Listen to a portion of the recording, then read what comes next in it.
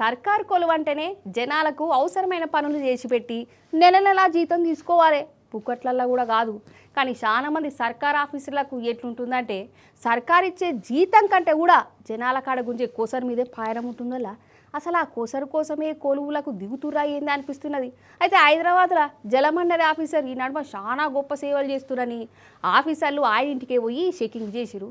ఇక సారు వారి ఏ తీల సేవలు చేస్తుర్రో గా ఇంటిని చూస్తే మీకు సమజవుతుంది. భారీ మరి చూద్దురట. కానీ మన హైదరాబాద్ వాటర్ బోర్డు గదే జలమండలిలా కుమార్ సారు జిఎంగా పనిచేస్తాడోలా. జిఎం అంటే పెద్ద పోస్టే, మేనేజరు. ఈ నడమ ఈయన పనితనం మీద బాగా ఫిర్యాదులు వస్తున్నాయట. సరే పట్ట అని ఏసీబీ ఆఫీసర్లు ఈయన ఇంటికి పోయి చెక్కింగ్లు చేసిరు. చెక్కింగ్ చేస్తా అంటే వాళ్ళకు చక్కెర వచ్చినట్టు అయింది. ఎందుకంటారా, అగో చూడురి ఇంట్లో ఏమేమి ఉన్నాయో.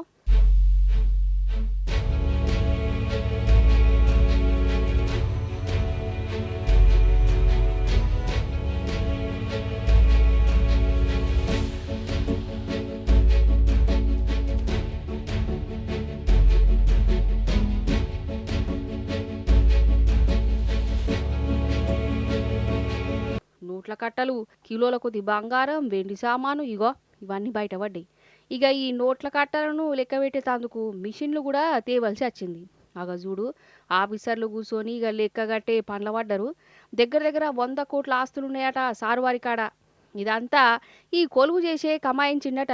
హైదరాబాద్లో 9 ఫ్లాట్లు, నిజామాబాద్, రంగారెడ్డి జిల్లాల్లో ఆస్తులు ఇవన్నీ బయటపడ్డాయటనుల్లా. సర్కారు కొలువు చేసే ఆఫీసరు 100 కోట్ల ఆస్తులు కమాయించిందంటే చిన్న ముచ్చట్న.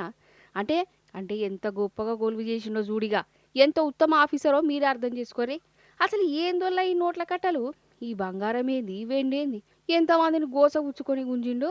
ఎంత అన్యాయంగా పర్మిషన్లు ఇచ్చి లంచాలు తీసుకున్నాడయి ఉండాలి. ఈ నోట్ల కట్టలకు లెక్కపత్రం కూడా లేదట. అంటే బ్లాక్ మనీ అన్నట్టు.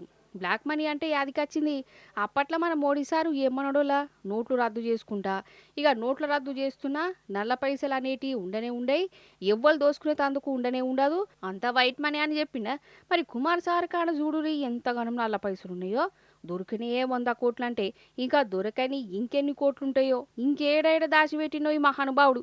కాదు సర్కార్ కొలువు అంటే గిట్లా ఇష్టం వచ్చిన తీల లంచాలు తీసుకున్నాడేనా? సర్కార్ జీతం ఇస్తలేదా? గిట్ల లంచాలు తీసుకుని ఆస్తులు కూడా పెట్టుకునే అందుకేనా ఈ కొలువులు చేస్తాను. అసలు ఇసంటోళ్ళను ఉత్తగా ఇడిచిపెట్టనే పెట్టొద్దులా. లేకుంటే ఏంది మరి, ఎంతమంది దొరికినా ఈ లంచాలు అయితే ఆగుతలేవు. జనాలను గోసవుచ్చుకునేటోళ్ళు ఆగుతలేరు. అందుకే గిట్లా అక్రమాస్తులు లంచాలు తీసుకునేటోళ్ళకు ఏదైనా పెద్ద శిక్ష ఎత్తేనే కడ్మోలు గిసంటి పనులు చేయరు కావచ్చు. అంతే కదా.